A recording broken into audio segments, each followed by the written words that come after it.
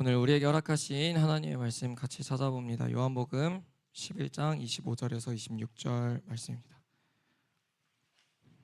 요한복음 11장 25절에서 26절. 모니터 좀 체크해 주세요. 요한복음 11장 25절, 26절 두 절입니다.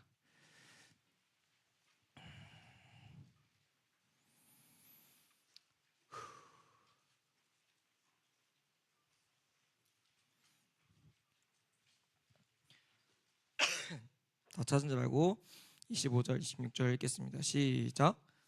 께서 이르시되 나는 부활이요 생명이니 나를 믿는 자는 죽어도 살겠고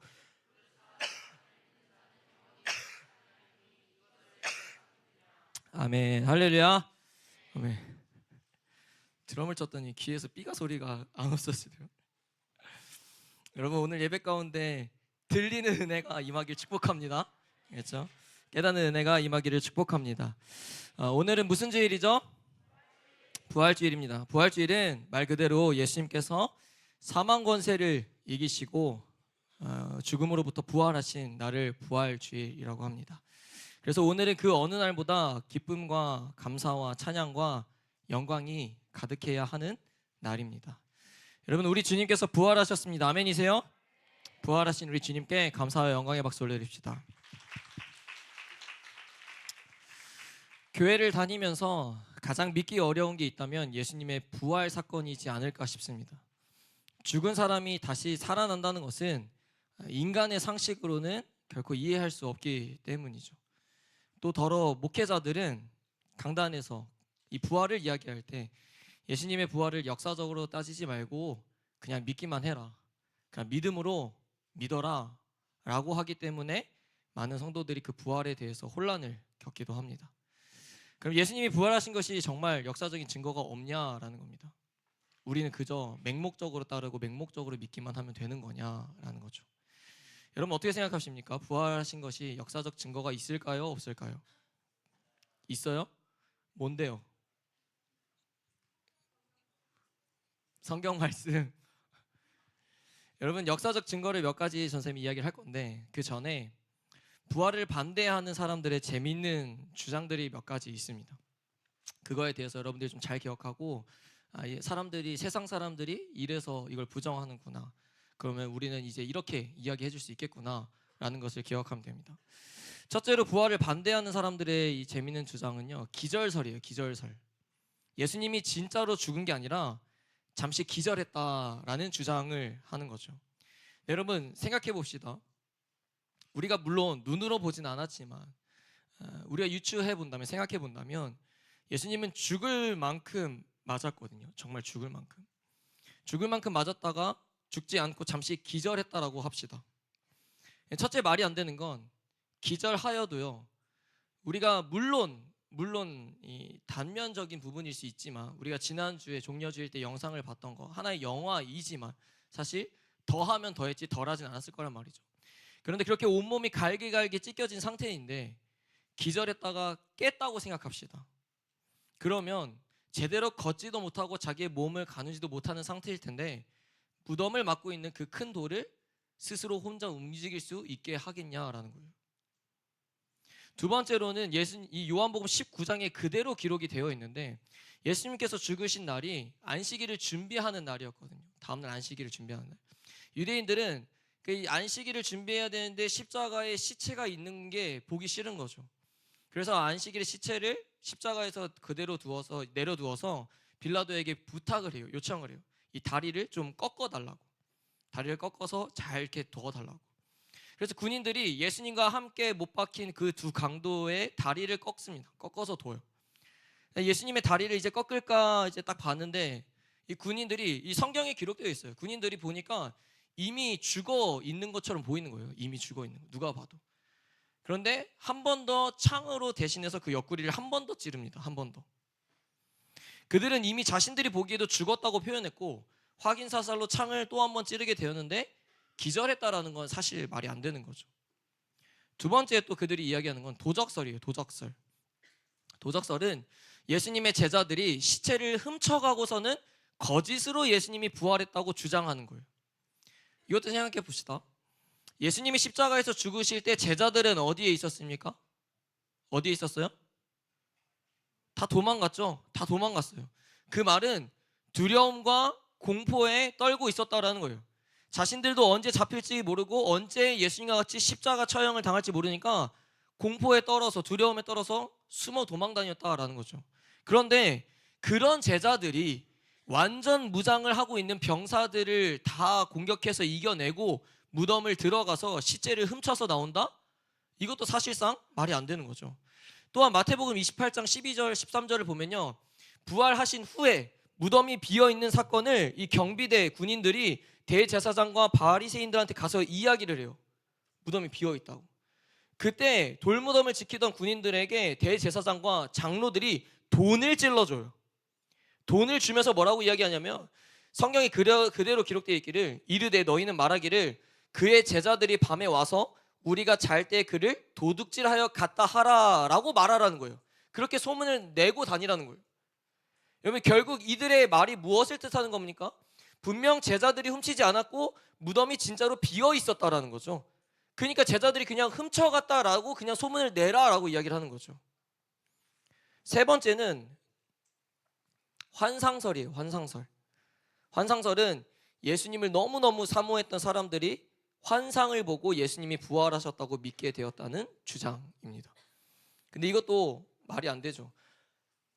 목격한 사람이 한두 명이면 우리가 100번 양보해서 그럴 수 있다 말할 수 있어요. 근데 고린도전서 15장 5절에서 8절을 보면 여러분 알죠? 베드로 보고 12제자 보고 500여 형제들에게 나타나시거든요. 뿐만 아니라 우리가 알듯이 복음서에 기록되어 있듯이 막달라 마리아와 요한나와 야고보의 모친 마리아도 목격을 했잖아요. 근데 어떻게 이렇게 동시다발적으로 그 시기에 그 환상을 한 번에 볼 수 있게 되냐라는 거죠. 이것도 말이 안 된다라는 거죠. 네 번째 마지막은 사기설이에요. 사기.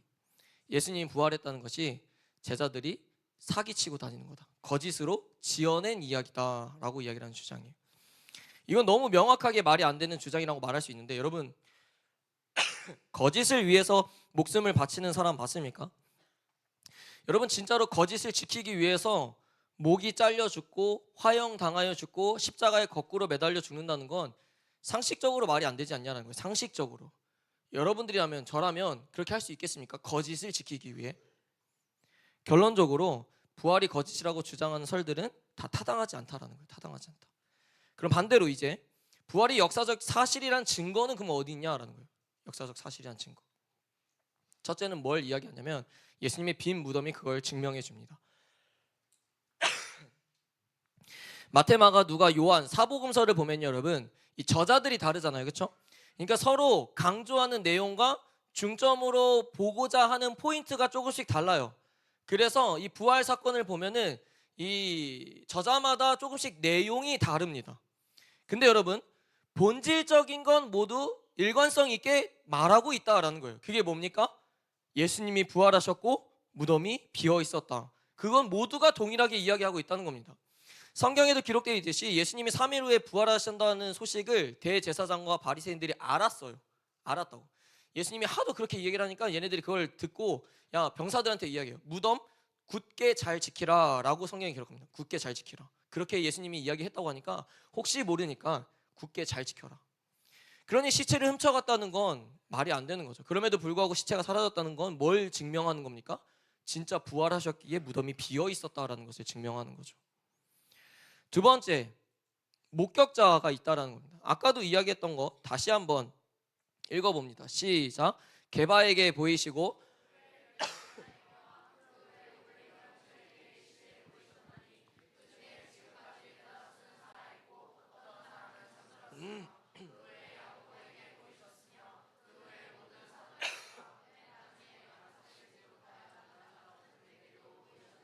아멘. 앞에서도 선생님이 얘기했지만 예수님은 12제자와 여인들과 500여 형제들 그 외에도 몇 명의 사람들에게 보이셨습니다.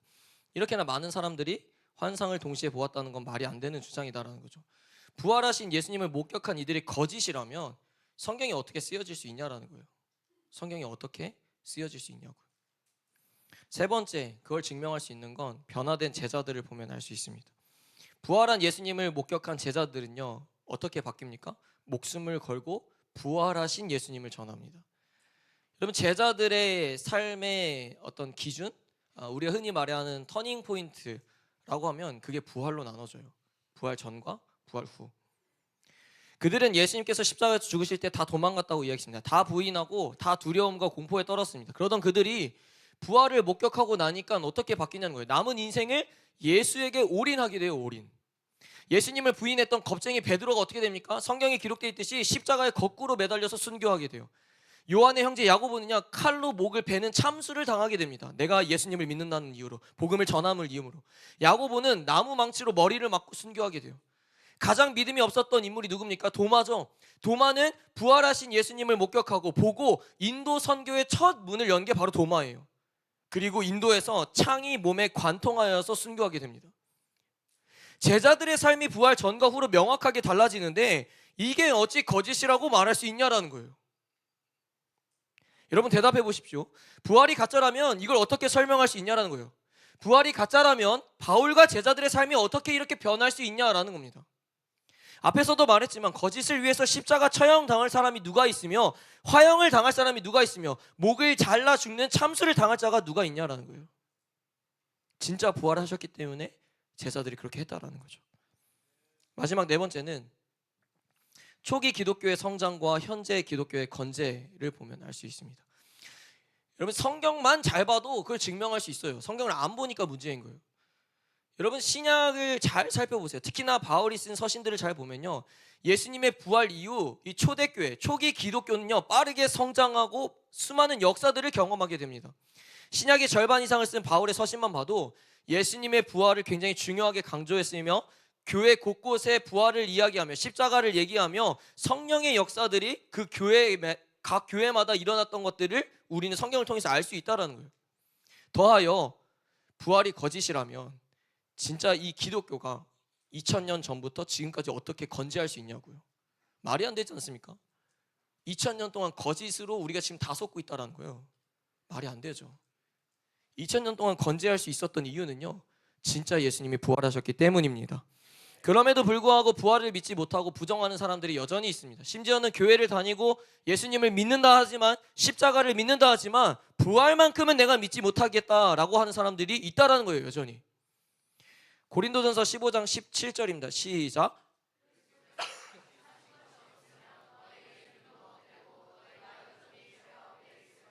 아멘. 그리스도의 부활이 없었더라면요, 여러분, 우리의 믿음은 헛된 것이며 우리는 여전히 죄 가운데 자유하지 못한 존재였을 겁니다. 사랑하는 청소년부 여러분, 우리는 부활을 믿음으로 부활의 능력을 경험하는 세대가 되기를 축복합니다. 부활을 믿지 않는다면요, 우리의 삶 가운데 부활의 능력이 나타날 수가 없는 거예요. 그러나 부활을 믿는다면 우리의 삶 속에서 부활의 능력을 경험하게 된다라는 거죠. 아멘이세요? 그럼 예수 그리스도의 부활에는 어떤 능력이 있냐? 오늘 이 두 가지에 대해서 전사님이 이제 이야기할 건데, 고린도전서 15장 55절에서 57절 읽어봅니다. 시작. 사망아, 너의 승리가 어디에 있느냐? 사망아,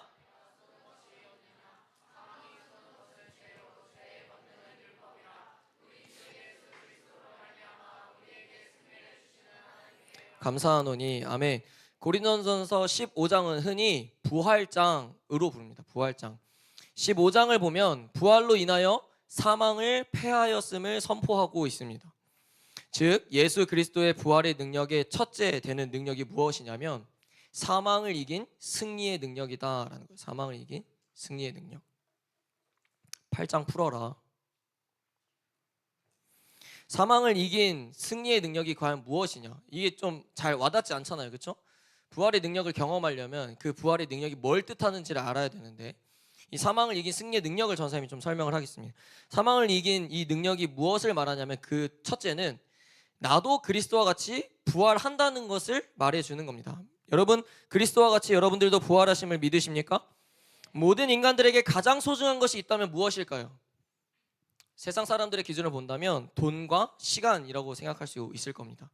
그리고 그건 어느 정도 여러분 인간 스스로가 지배할 수 있는 영역이기도 합니다. 무슨 말이냐면요, 자기가 가지고 있는 돈으로 사고 싶은 걸 사죠. 그리고 심지어는 돈으로 사람을 사기도 해요. 돈으로 자신의 죄를 덮기도 합니다. 그래서 흔히 이런 표현을 하잖아요. 돈이면 다 되는 세상, 돈 앞에 장사 없다라는 말. 또한 시간도 마찬가지죠. 자신의 시간을 누군가에게 쓸 것인가를 정하기도 하고 내 시간을 내어주기 아까운 사람에겐 시간을 내어주지 않기도 하죠. 더하여 범죄자들의 시간을 통제하기 위해서 감옥에 가두기도 합니다. 그러나 인간이 지배할 수 없는 유일한 영역이라면 그게 무엇일까요? 그게 바로 죽음이라는 거예요. 죽음. 여러분, 돈이면 다 되는 세상에서도요, 죽음 앞에서는 아무 힘도 없다라는 거예요. 시간이 지나면 기술이 좋아짐으로 생명을 연장시키는 기술들이 나올 거라고, 그래서 더 100살 이상 200살까지 살게 하겠다고, 역시 불가능한 일이죠. 불가능한 일이에요. 그러나 부활의 능력을 믿는 자들에게 죽음은요, 다른 의미입니다. 믿는 자들의 죽음은 끝이 아니라 새로운 시작이기 때문입니다. 할렐루야. 부활을 믿는 자들의 죽음은요, 그리스도와 연합을 이루는 부활임을 여러분 기억하셔야 합니다. 그래서 죽음 앞에 두려워할 필요가 없다라는 거죠. 어린 나이라고 생각되는 지금의 여러분들도 죽음을 준비해야 돼요. 전사님이랑 오랜 시간 있던 친구들은 더 잘할 거예요. 전사님은 소년부 때부터 죽음에 대해서 자꾸 이야기를 했습니다. 왜 그렇습니까? 내가 언제 죽을지 누가 압니까? 아무도 모르는 거예요. 내일 죽을 수도 있는 거고, 다음 주에 죽을 수도 있는 거고, 다음 주 이 자리에 못 올 수도 있는 거예요. 그 누가 확신할 수 있냐라는 거예요. 못하죠. 그러기에 우린 늘 죽음을 준비하고 있어야 되는 거예요. 그리고 그 죽음의 의미가 무엇인지를 알아야 된다라는 거예요. 말이 이상할 수도 있는데 여러분, 지금부터 이 땅에서의 죽음은 아무것도 아니라는 사실을 기억하시기를 바랍니다. 이 땅에서의 죽음이 끝이 나면 완전히 끝이 아니라 우리는 하나님 나라의 새 생명을 시작하는 겁니다. 로마서 8장 11절입니다. 읽어봅니다. 시작.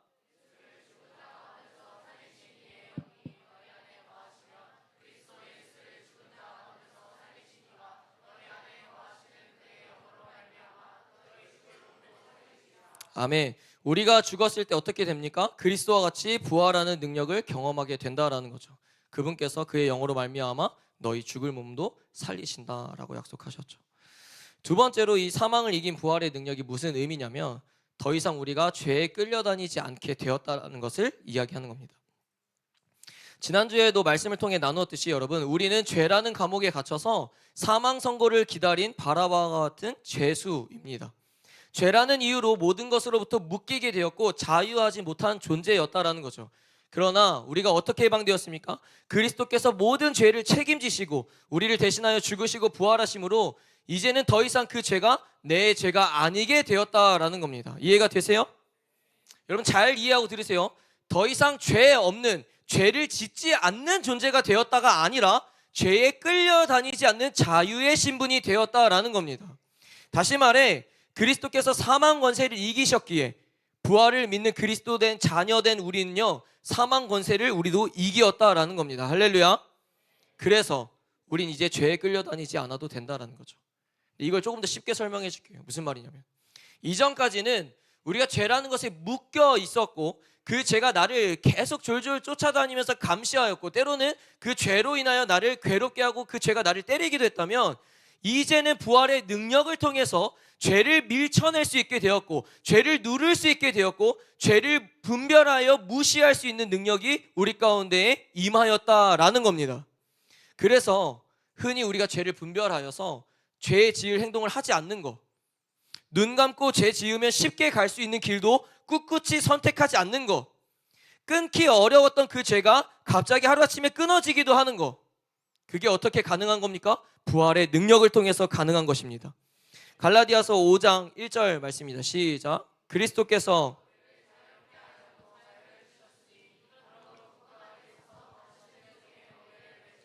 아멘.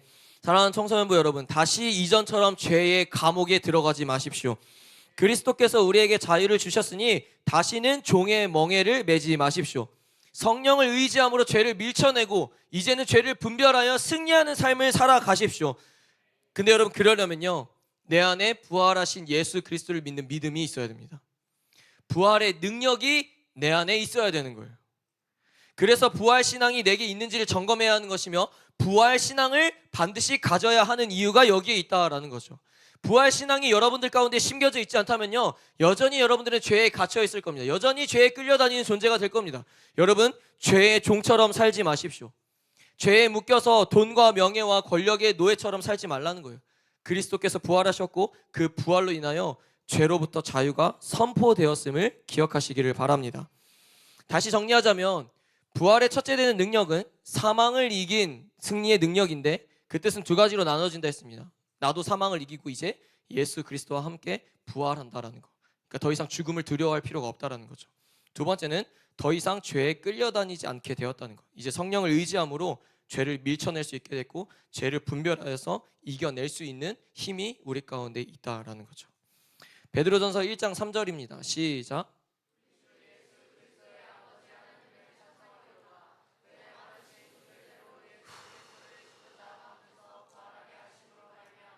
우리를 거듭나게 하사 산 소망이 있게 하시며. 아멘. 두 번째로 부활의 능력은요, 절망을 소망으로 바꾸는 능력입니다. 십자가의 죽음은 있지만 부활이 없었더라면 여러분 우리는 여전히 절망적인 삶을 살았을 겁니다. 왜냐하면 부활이 없다는 것은 모든 것이 거짓이라는 거죠. 예수님께서 제자들에게 그렇게 이야기했잖아요. 내가 부활할 거다고. 근데 부활하지 않았다면 그 말이 다 거짓이었고 그 시간이 다 헛된 시간이었구나 라고 절망에 빠질 수밖에 없겠죠. 우리에게 생명도 믿음도 자유도 다 헛된 것이기 때문이죠. 그러나 우리 주님은 부활하셨으므로 절망적인 우리의 삶을 소망의 삶으로 바꾸셨습니다. 베드로를 생각해 봅시다. 베드로는 예수님을 3번이나 부인한 인물입니다. 예수님이 죽으셨을 때 성경에 기록된 것처럼 그는 다시 본업으로 돌아가요. 만약 그리스도의 부활이 없었더라면 베드로는 어떻게 살았을까요? 계속 물고기를 잡으며 소망 없는 삶 가운데에 생계를 유지하기 위해서 아둥바둥 물질을 쫓는 삶을 살았을 겁니다. 그러나 부활하신 주님이 그에게 찾아가고 그의 삶은 절망에서 소망으로 바뀌게 됩니다. 베드로는 예수님을 3번이나 부인할 정도로 겁쟁이였고 죽음을 두려워했던 자였거든요. 그러나 그가 부활하신 예수님을 만나고는 더 이상 죽음을 두려워하지 않게 됩니다. 과감없이 복음을 전파하러 다니며 죽음 앞에서도 예수님은 하나님의 아들이시라고, 예수님은 그리스도라고 증언하게 됩니다. 사랑하는 청소년부 여러분, 부활의 능력은 다른 게 아니라는 거예요. 단순히 절망적인 삶에서 소망의 삶으로 바뀌었다는 건 여러분들에게 잘 와닿지 않을 거예요. 전사님 그 얘기를 하고 싶은 게 아닙니다. 사실 여러분 베드로를 보십시오. 부활을 믿는 부활신앙이 그 안에 있으니까 더 이상 두려운 상황도 두렵게 느껴지지 않게 되었다라는 거예요. 무슨 말인지 이해가 되십니까?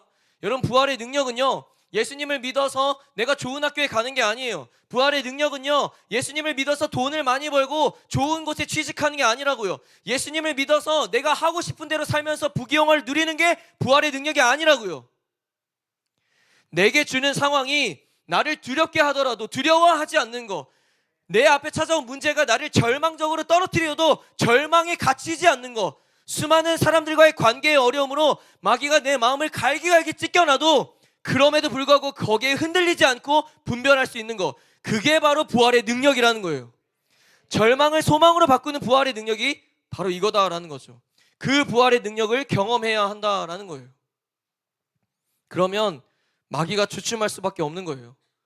나를 저 밑바닥까지 떨어뜨려주고 싶은데 마귀는 두려운 상황을 그래서 내게 주었는데 내가 더 이상 두려워하지 않는 겁니다. 내가 무서워하지 않는 거예요. 사람들과의 관계를 뒤집어 놓음으로 다 깨지고 다 부셔놓고 다 상처받게 나를 만들어 놓으려고 하는데 내가 그걸 분별해서 그 덫에 넘어가지 않고 지혜롭게 이겨내는 거예요. 그럼 마귀가 생각하겠죠. 뭐야? 얘 왜 이래? 왜 두려워하지 않는 거야? 왜 넘어가지 않는 거야? 여러분 그게 바로 부활의 능력이라는 겁니다. 그리스도의 부활은 그저 절망적인 삶에서 우리를 소망의 삶으로 옮기는 것만을 이야기하지 않습니다. 물론 그것도 맞는 말이죠. 근데 실상 그 말은 여러분들에게 별로 와닿지 않잖아요. 왜죠? 왜 그렇습니까? 예수님이 부활하신 것을 내가 알아요. 전사님 내가 믿어요. 근데 여전히 내 삶은 소망이 없어요. 여전히 내 삶은 절망적이고요. 여전히 내 미래가 불투명해요. 그래서 기억하라는 겁니다. 그래서 그리스도 부활의 능력은요, 여러분, 절망 속에서도 한 줄기 소망을 바라보게 만드는 게 바로 부활의 능력이라는 겁니다. 우리 매일매일의 삶이 어떻습니까? 인간적인 내 눈으로 바라보면 때로는 절망적이고 때로는 다 포기하고 싶고 때로는 이 삶이 너무너무 괴롭고 아무것도 하고 싶지 않지 않습니까? 어쩌면 죽어버리고 싶기도 해요. 또 한편으로는 여러분 그럼에도 불구하고 그 삶을 바꾸고 싶지 않습니까? 내 삶이 빛으로 물들고 그 어둠에서 소망으로 물든 삶으로 살아내고 싶지 않냐라는 거예요. 그런 생각들 한 번쯤 하지 않습니까? 절망 속에서 나도 나오고 싶다라는 생각들. 그 늪에서 나도 나오고 싶다는 생각들. 그러면요 여러분, 예수 그리스도께서 그 부활하심이 내 삶에 실제로 다가와야 된다는 거예요. 부활신앙이 머리로 기억되고 믿어지는 것이 아니라 진짜 내 안에 부활신앙이라는 그 믿음이 심겨져야 한다는 겁니다. 그 소망을 심겨주기 위해서 우리 주님이 부활하신 겁니다. 그 소망을 가지고 지금의 시대를, 절망적인 이 시대를 이겨내라고, 승리의 삶으로 살아내라고 부활의 능력을 우리 가운데 주신 것입니다. 여러분, 부활의 능력이 여러분 안에 거하기를 축복합니다. 부활신앙이 여러분들에게 심겨지기를 축복합니다. 그래서요 여러분, 부활을 믿는 믿음이 그렇게 중요한 거예요. 우린 너무 십자가에만 초점이 많이 잡혀져 있습니다. 근데 여러분, 부활이 없었더라면 십자가는 아무 의미 없는 거예요. 그래서 부활신앙을 갖는 것이 중요하다라는 거죠. 말씀을 정리합니다. 여러분, 예수 그리스도의 부활을 진짜 믿으십니까? 다시 생각해보고 대답해 보십시오. 머리로 아는 그 부활이 아니라 진짜로 예수님께서 부활하셨음을 여러분 진짜 믿으십니까? 여러분, 그리스도의 부활은요 소설에서나 나오는 얘기가 아니라 진짜 역사적으로 증명되고 사실인 사건입니다. 그 부활을 믿는다면 부활의 능력을 여러분들의 삶 가운데 경험하겠지만, 여러분들이 부활을 믿지 못한다면요 부활의 능력이 여러분들의 삶 가운데 일어나지 않을 겁니다. 부활을 믿지 못한다면 미안하지만요, 듣기 좀 그렇겠지만요, 절망적인 삶을 살 거예요. 소망이 없는 삶으로 살 겁니다. 부활의 능력이 무엇이라고 이야기를 했습니까? 첫째는 사망을 이긴 승리의 능력이라고 했습니다. 사망을 이긴 승리의 능력이라는 말이 어렵게 느껴질 수 있는데 그 말을 두 가지로 푼다 했죠. 첫째는 나도, 이제 우리도 사망을 이기고 그리스도와 같이 부활하게 된다라는 것을 말하며, 두 번째는 더 이상 우리가 죄에 끌려다니지 않게 되는 능력이라는 겁니다. 무엇으로 인해? 사망을 이긴 그리스도의 부활의 능력을 통해서. 두 번째, 부활의 능력을 뭘 이야기했습니까? 절망을 소망으로 바꾸는 능력이라고 했습니다. 여러분, 십자가만 있고 부활이 없었더라면요 우리는 여전히 절망적인 삶에서 놓여져 있었을 겁니다. 그러나 주님은 미리 약속하신 대로 부활을 이루셨고 절망적인 우리의 삶에 소망으로 찾아오셨습니다. 할렐루야. 그리고 그 소망은 더 이상 두려움과 불안과 걱정과 염려에 갇힌 나를 꺼내주는 아주 강력한 소망임을 깨닫게 됩니다. 사랑하는 청소년부 여러분, 우리는 매일매일 부활의 능력을 경험해야 합니다. 매일매일 죽음과도 같은 삶 속에서 다시 태어나고 다시 살아나고 다시 생명을 얻게 되는 부활의 능력을 붙들어야 합니다. 더 구체적으로 이야기한다면, 여러분, 부활의 능력을 경험한다는 것은 내 삶에 소망이 없는 것처럼 보이지만 그럼에도 불구하고 예수를 바라보며 한 줄기의 소망을 바라보며 다시 일어나는 거예요. 다시 세워지는 거고 다시 한번 하나님께 걸어가는 겁니다. 그게 바로 부활의 능력을 삶 가운데서 경험했다라고 말할 수 있는 겁니다. 그래서요 여러분, 우리는 오늘 기도할 때 이렇게 기도해야 됩니다. 주님, 제 안에 부활의 능력을 나타내 주시옵소서. 주님, 부활의 능력이 있으므로 그 능력을 경험하는 삶을 살아가게 하여 주시옵소서. 주님, 부활의 능력으로 절망에 있는 나를 꺼내 주시옵소서. 이런 기도가 오늘 이 예배 가운데 터져나오기를 주님의 이름으로 축복합니다. 아멘. 자리에 일어납시다.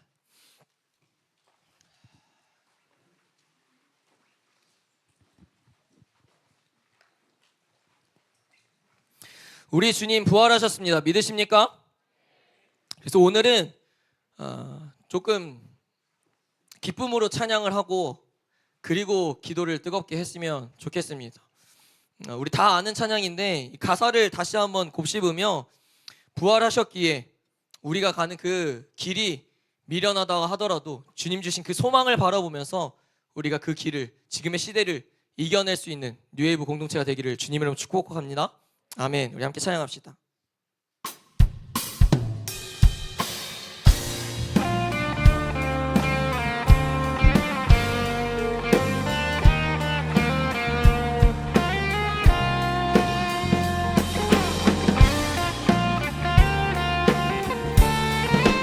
우리 주님 부활하심을 기쁨으로 함께 찬양했으면 좋겠습니다. 어두운 날 다시 나고 그가 빛을 발하리. 쓰러져가는 우리 영혼 주가 붙잡아 주시리. 우리 쉬지 않으리. 이 길에 끝이 있으니 한 걸음 한 걸음. 다시 한번. 어두운 날 다시 나고 날 다 지나고 그가 빛을 발하리. 아멘. 쓰러져 하늘을 위협고 주가 붙잡아주시니 우리 쉬지 않으리 이 길에 끝이 있으니 한 걸음 한 걸음 주와 함께 걸으리. 우리의 걸음이 끝나는 그날 매 순간 함께 하시니 우리를 안아주시리. 더 이상 당신의 그 나라 안에서 이제 영원히 주 품 안에서 우리 찬양하겠네. 우리가 가는 이 길 세상이 미련하다 해도 우리는 주가 보여주신 그한 소망이 있으니 어둠의 조각조차 그곳에 발들이지 못해 당신의 나라에.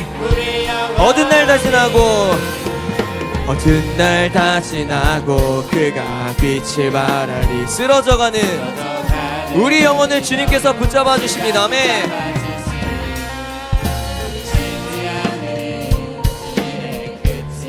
한 걸음 한 걸음 한 걸음 주와 함께 우리의 걸음이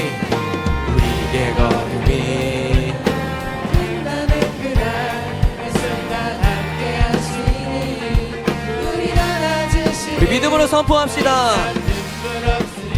당신의 그 나라 안에서 이제 영원히 주 품 안에서 우리 찬양하겠네. 우리 가는 이 길 세상이 미련하다 해도 그럼에도 불구하고 여러분 포기하지 맙시다. 주님의 부활이 그 어둠을 거치게 하실 겁니다. 여러분 목소리로 우리 가는 이 길 세상이 미련하다 해도 우리는 주가 보여주신 그한 소망이 있으니 어둠의 조각조차 그곳에 발들이지 못해 당신의 나라에 우리 영원 우리 가는 이 길 세상이 미련하다 해도 우리는 주가 보여주신 그한 소망이 있으니 어둠의 조각조차 그곳에 발들이지 못해 당신의 나라에. 우리 마지막으로 한 번 더 우리 가는 이 길 세상이 미련하다 해도 우리는 주가 보여주신 부활 소망을 품고 그럼에도 전진합시다. 네. 어둠의 조각조차 그곳에 발들이지 못해 당신의 나라에 우리 영원히 거하네. 우리 가는 이 길 세상이 미련하다 해도 우리는 주가 보여주신 그한 소망이 있으니 어둠의 조각조차 그곳에 발들이지 못해 당신의 나라에 여러분 목소리로 우리 가는 이 길 세상이 미련하다 해도 우리는 주가 보여주신 그한 소망이 있으니 어둠의 조각조차 그곳에 발들이지 못해 당신의 나라에 우리 영원히 거하네. 우리 주님 부활하셨습니다. 믿으십니까? 부활하심으로 사망 권세를 이기셨습니다. 믿으십니까? 우리 부활하신 주님께 다시 한번 감사와 영광의 박수 올려드립시다. 우리 주님 부활하셨기에 여러분 소망을 가지십시오. 절망하지 마십시오. 이 시간 기도합시다. 부활의 능력 첫째 되는 것은 사망을 이긴 승리의 능력이라고 했습니다. 이 시간 기도할 때 주님, 우리도 주님과 같이 사망을 이기고 부활하게 됨을 믿음으로 받아들일 수 있게 하여 주시옵소서. 이 땅에서의 죽음이 끝이 아니라 하나님 나라의 새로운 시작이 있음을 믿음으로 더 이상 이 땅에 연연하지 않고 살 수 있게 주님 도와주옵소서. 더불어서 주님 더 이상 죄에 끌려다니지 않는 존재가 되기를 소원합니다. 이제는 성령을 의지함으로 죄를 밀쳐내고 죄를 억누르고 죄를 분별하여 승리할 수 있도록 그 부활의 능력이 내 안에 심겨질 수 있도록 주님 허락하여 주옵소서. 우리 시간 다 같이 주여 한번 부르시고 기도합니다. 주여 주여 주여.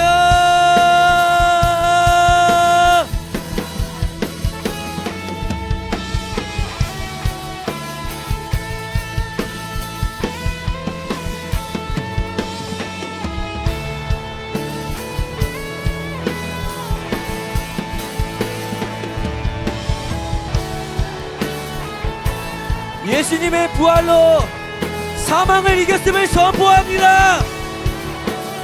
모든 공중의 권세 잡은 자들이 예수의 부활로 굴복되었음을 선포합니다. 예수여.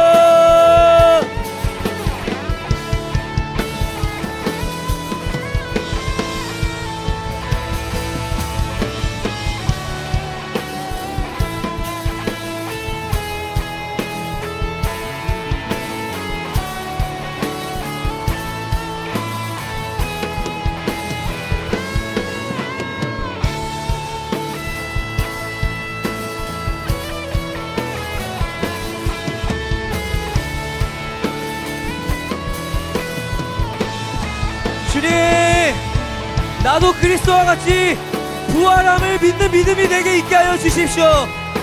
나도 예수와 함께 부활하게 됨을 믿는 믿음이 내 안에 심겨지게 하여 주옵소서. 주여, 그래서 더 이상 이 땅에 연연하지 않기를 원합니다. 주님, 주님.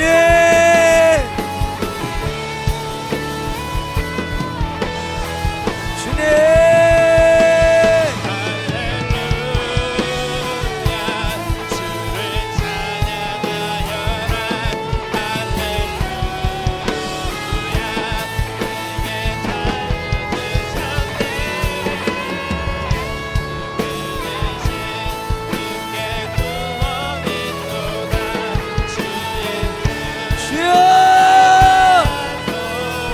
부활의 의심이 믿음으로 바뀌게 하여 주십시오. 부활의 의심이 확신으로 바뀌게 하여 주십시오. 주여.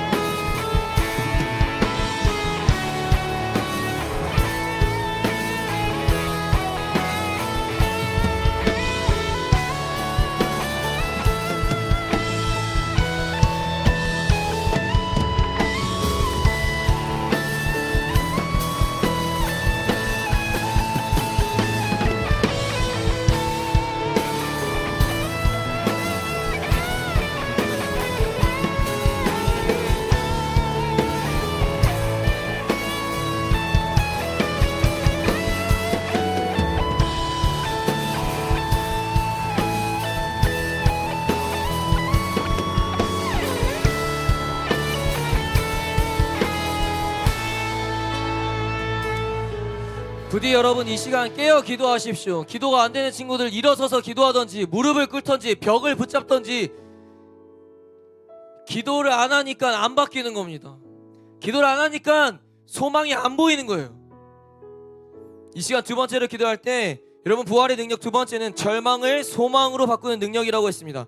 여러분 부활의 능력은요, 예수를 믿는다고 더 잘되고 더 좋아지고 더 평안하게 사는 게 아니에요. 절망 속에서도 소망을 바라볼 수 있는 거, 고난과 역경 속에서도 감사로 이겨낼 수 있는 거, 마귀의 덫을 짓밟고 일어설 수 있는 거, 그게 부활의 능력인 겁니다. 그러니 이 시간 기도할 때 주님, 그러한 부활의 능력이 내게도 나타나게 하여 주시옵소서. 내 절망과 같은 순간들을 소망으로 이겨낼 수 있도록 부활의 능력이 내게 부어지게 하여 주시옵소서. 어떠한 고난과 역경 속에서도 감사로 이겨내고 마귀의 덫도 짓밟고 일어설 수 있게 부활의 능력이 내게 임하게 하여 주옵소서. 우리 다시 한번 주여 한 번씩 기도합니다. 주여.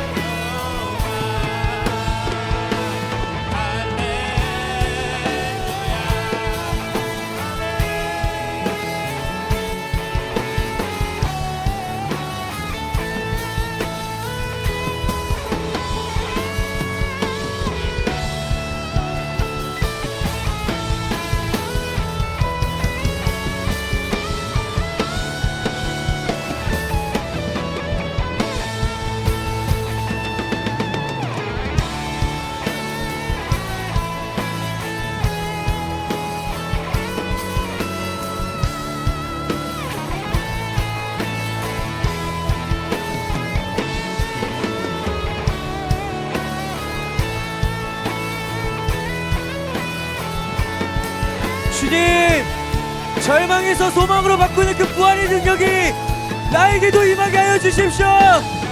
내 안에 심겨지게 하여 주십시오. 주여.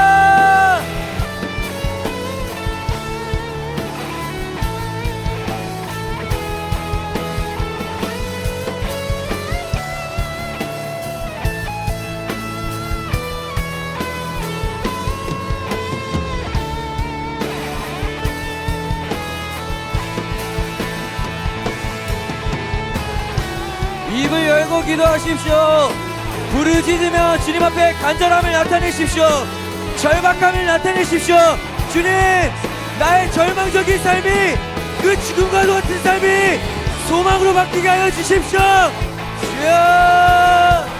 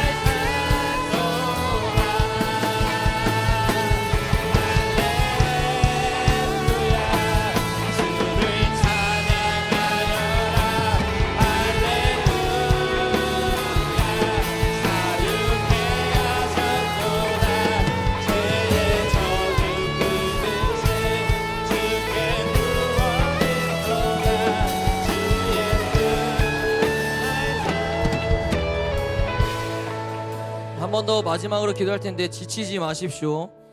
여러분, 부활의 능력이 여러분들의 삶 가운데 나타나기를 소원하십니까? 정말로 부활의 능력을 경험하는 여러분들이 되기를 소원하세요? 여러분, 부활을요 우습게 생각하면 안 돼요. 아까 전사님 이야기했었죠? 이런 부활이 없었다면 그리스도의 십자가는 아무 의미 없는 겁니다. 그러나 부활했기에 그 죽음이 그리고 그 부활이 우리에게 능력으로 나타나는 거예요. 근데 여러분, 그러려면요, 부활의 능력이 내 삶 가운데 나타나려면요, 일단 그걸 믿어야 됩니다. 그리고 여러분, 삶 속에서 믿음으로 선포하십시오. 여러분들 하나님의 자녀 아닙니까? 믿음으로 선포하세요. 절망과 같은, 죽을 것 같은 그 순간 속에서도 주님, 부활의 능력으로 이겨내게 하여 주십시오. 그렇게 믿음으로 선포하세요. 마지막으로 기도할 때, 주님, 부활을 아는 것이 아니라 진짜 믿어지게 도와주시옵소서. 부활 신앙이 내 안에 깊이 심겨짐으로 내 삶에 무너진 것들을 다시 소생시켜 주시고, 다시 일어나게 하시고, 다시 회복되게 하시어 부활의 능력이 매일매일의 내 삶 가운데에 주님 경험할 수 있게 하여 주시옵소서. 예수 그리스도의 부활을 믿는 믿음이 내게 꼭 부어지게 해달라고 우리 마지막으로 그 믿음을 구하며 기도합니다. 주여,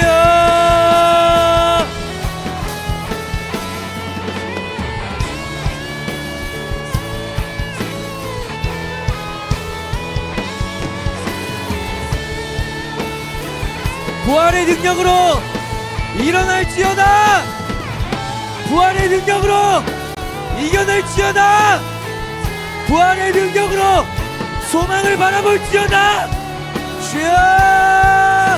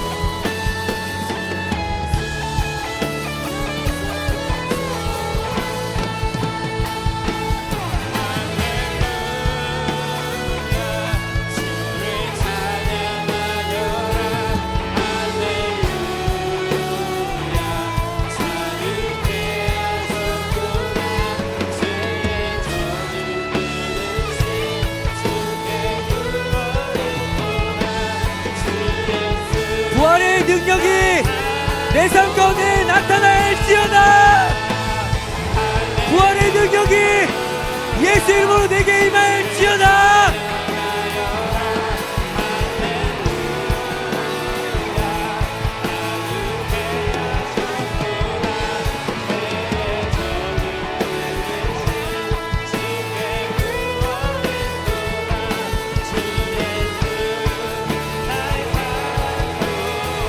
우리 함께 선포합시다. 할렐루야, 할렐루야, 주를 찬양하여라. 할렐루야, 자유케 하셨도다. 죄의 저주 끊으신 주께 구원이 떠나. 할렐루야, 할렐루야, 주를 찬양하여라. 예수의 부활이 우리를 자유케 하셨습니다. 아멘. 죄의 저주 끊으신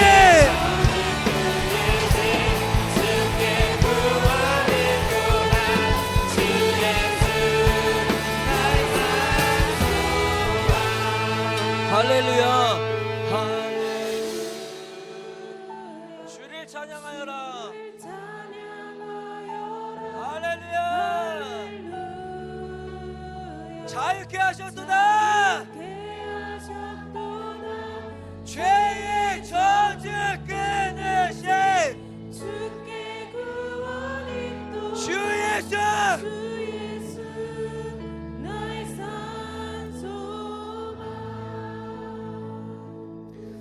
사랑과 은혜가 풍성하신 하나님, 부활하여 주심에 감사드립니다.